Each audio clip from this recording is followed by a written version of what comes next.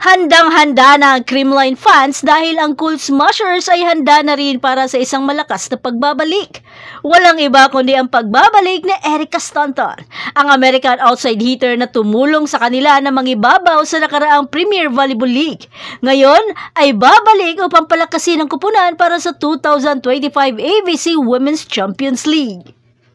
Naalala niyo ba ang kamanghamanghang Grand Slam victory noong 2024 sa PVL?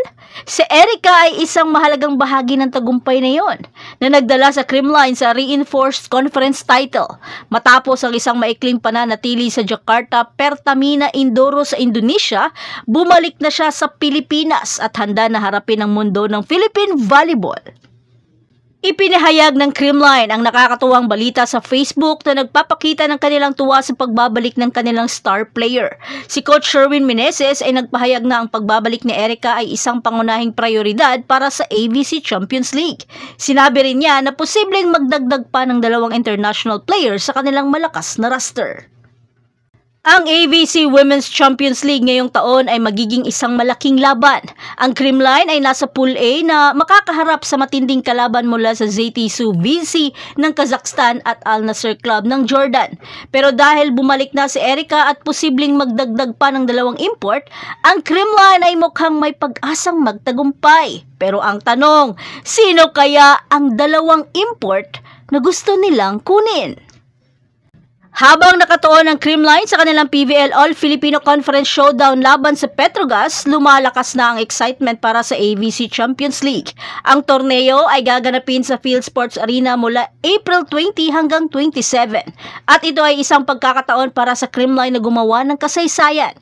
Bagamat hindi ito ang kanilang unang paglabas sa international stage at makakasama pa nila si Erica Stanton, handa na silang magpakita ng kanilang galing. Ang Petrogas Angels at PLDT High Speed Hitters ay naghahanda na rin para sa ABC Champions League. Pero hindi pa nila inihayag ang kanilang mga import. Magiging isang kapanapanabik na torneo ito na may matitinding bakbakan. Pero tingnan natin kung kaya pang ipagpatuloy ng Creamline ang kanilang winning streak sa international stage. At yan ang lahat para sa ating update ngayon. Manatiling nakatutok para sa iba pang mga balita mula sa mundo ng Philippine Volleyball. Huwag kalimutan mag-like, mag-subscribe at i-spike ang notification bell para hindi ma-miss ang mga susunod na video. Hanggang sa muli, patuloy na mag-spike at mag-dig sa ating channel. Today we are trying... What's this? Kuchenta! Kuchenta! Okay. And then put some coconut. What's the sauce again? Caramel? Yeah, it's caramel. Okay. Sprinkle some coconut. And take a big bite. It's so drippy. It's good. I like it. Aliyah, yes? Good. I like the sauce too. And the coconut. Yay!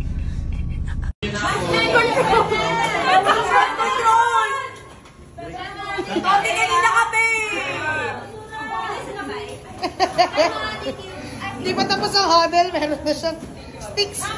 May pamaratin po dito!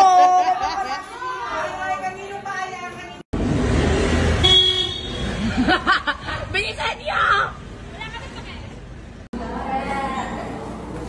Ito na pala yung sekreto para gumaling. Yan pala yung sikreto para maging maganda. Dynamite.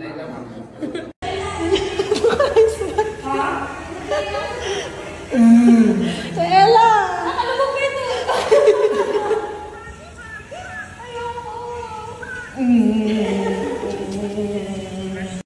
Okay. Ano gagawin, Pindot? Alam mo, she's okay. Are you sure? Yeah. Wala nang pindat ka na ako. Oh, tuhan. Nagkakalokohan na tayo. Ito na, joke ako. Anong tawag sa isdang nakakapagsulat sa ilalim ng dagat? Lafish. Mali. Ano? Anong tawag sa isdang nakakapagsulat sa ilalim ng dagat? Fish, hindi. Pag wala hula, ang tatanungin mo lang. Sige, ano? Dolphin.